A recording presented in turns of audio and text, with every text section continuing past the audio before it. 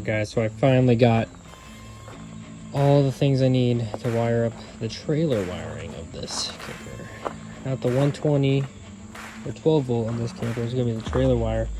It is 12 volts I go through, but it's separate from what you plug in at the campground. This plugs into your truck or car, minivan, wherever you're pulling this.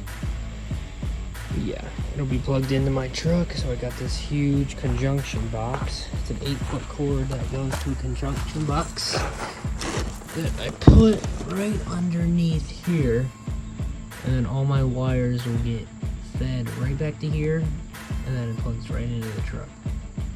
So first we're gonna wire in the electric brakes, and then from there I will wire all the rest of the trailer up. All the auxiliary lights, the tail lights, and all that fun stuff. Alright guys, so I got the trailer brakes all hooked up, wired in. So there's 2 wires that come out of the brake here, wire nutted them, and then I put on this wire loom to protect the wires. And over there, that's what that looks like, and it's wire tied to the axle here. This side runs through that hole in the frame that was already there, all the way down. This side meets right here, join the two, comes all the way around to right here where our conjunction box is. So here's what it looks like, all tied into the conjunction box.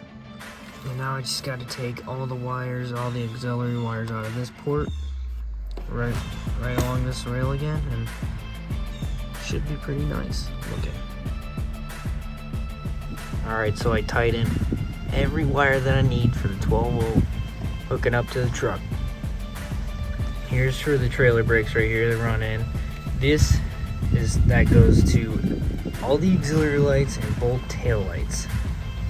So my white is ground here, black auxiliary, yellow is reverse lights. I did not use that because I don't have reverse lights. I'm using the original tail lights of this trailer. Red is left turn signal, green is running lights, and then brown is right turn signal. And last, blue for electric trailer brakes. So to get wire all the way back, I just ran wire loom and I snaked it all the way back to the back corner there, and I'll show you where it comes up. So for the front auxiliary lights, I had to come up through the floor. This is the only place I could come up through the floor. What I'm gonna do is just take that wire loom, stub it through the wall like that, and then this is a bench right here, so you're never gonna see it. There's just gonna be storage right there. So I just ran wires to all the auxiliary lights. There is 2 on each side here. That is all finished up. And for the back here, I ran it up through the floor. It's the only place I could do the same thing. Stub this in the wall.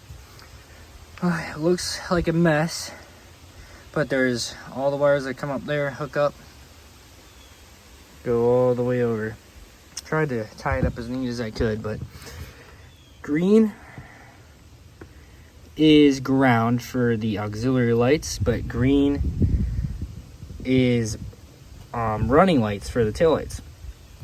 Red is red, and ground for taillight as well. And then for the auxiliary lights, the old lights, they're 2 hots.